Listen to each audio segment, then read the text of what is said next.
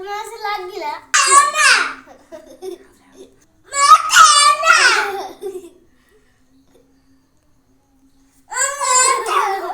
मग चुट्टी काटतोय मग पण चुट्टी कोणती दोन्ही टाळूची